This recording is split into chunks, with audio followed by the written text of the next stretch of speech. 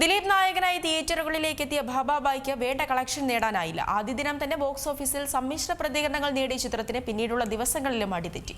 അതേസമയം ചിത്രത്തിന്റെ OTT റൈറ്റ്സും ഇതുവരെ വിറ്റുപോയിട്ടില്ലെന്നാണ് റിപ്പോർട്ടുകൾ.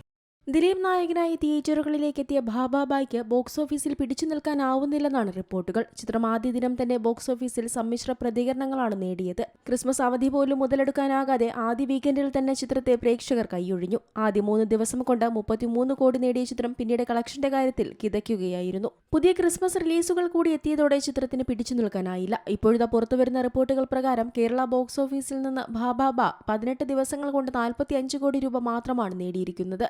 ആഗോളതലത്തിലും ചിത്രത്തിന് വേണ്ട നേട്ടമുണ്ടാക്കാൻ സാധിക്കുന്നില്ല. നിവിൻ പോളി നായകനായ സർവ്വമായിയും മമ്മൂട്ടി ചിത്രമായ കളങ്കാവലും ഭാബാബായുടെ കളക്ഷൻ കുത്തനെ ഇടിയുന്നതിന് കാരണമായി. നിലവിൽ ചിത്രത്തിന് കേരളത്തിൽ നിന്ന് പ്രതിദിനം ശരാശരി 15 ലക്ഷം രൂപ പോലും നേടാൻ സാധിക്കുന്നില്ലെന്നാണ് കണക്കുകൾ സൂചിപ്പിക്കുന്നത്. റിലീസിന് മുൻപുള്ള വൻ ഹൈപ്പും താരനിരയുമാണ് ആദ്യ ദിവസങ്ങളിൽ ചിത്രത്തിന് ഭേദപ്പെട്ട കളക്ഷൻ നേടിക്കൊടുത്തതെന്നാണ് റിപ്പോർട്ടുകൾ. നെഗറ്റീവ് അവലോകനങ്ങളും പോസിറ്റീവ് മൗത്ത് പബ്ലിസിറ്റിയുടെ അഭാവവും ചിത്രത്തെ ബാധിക്കുന്നുണ്ടെന്നാണ് കണക്കുകൂട്ടൽ. ചിത്രത്തിന്റെ സക്സസ് മീറ്റിൽ ചിത്രത്തിനെതിരെ മനഃപൂർവ്വം ഡീഗ്രേഡിംഗ് നടത്തുന്നുവെന്ന് ദിലീപ് ആരോപിച്ചിരുന്നു. ഒരു സിനിമയ്ക്ക് മോശം റിവ്യൂ നൽകുമ്പോൾ തിയേറ്ററുമായി ബന്ധപ്പെട്ട് പ്രവർത്തിക്കുന്ന ഒരുപാട് ആളുകളെ അത് ബാധിക്കുമെന്നും ദിലീപ് പറഞ്ഞു. അതേസമയം നടിയെ ആക്രമിച്ച കേസിൽ കുറ്റവിമുക്തനായ ദിലീപിന്റെ ഈ സിനിമയുടെ പോസ്റ്റർ പങ്കുവച്ച മോഹൻലാലിനും ആരാധകരുടെ ഭാഗത്തുനിന്ന് രൂക്ഷ വിമർശനമുണ്ടായിരുന്നു. തിയേറ്ററുകളിലേക്ക് എത്തില്ലെന്നും ടിവിയിൽ വന്നാൽ പോലും ചിത്രം കാണില്ലെന്നുമായിരുന്നു ആരാധകർ നൽകിയ കമന്റുകൾ. 40 കോടിയിലധികം രൂപ ബജറ്റിൽ നിർമ്മിച്ച ഭാബാബായുടെ OTT ഡീൽ പോലും ഇതുവരെ വിറ്റുപോയിട്ടില്ലെന്നാണ് റിപ്പോർട്ടുകൾ. ശ്രീഗോകുലം മൂവീസ് നിർമ്മിച്ച ചിത്രം നവാഗതനായ ധനഞ്ജയ് ശങ്കറാണ് സംവിധാനം ചെയ്തത്.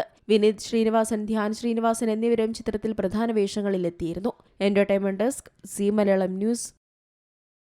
ഏറ്റവും പുതിയ വാർത്തകളും വിശേഷങ്ങളും വിരൽ തുമ്പിലറിയാൻ സി മലയാളം ന്യൂസ് എല്ലാ ഡിജിറ്റൽ പ്ലാറ്റ്ഫോമുകളിലും ലഭ്യം.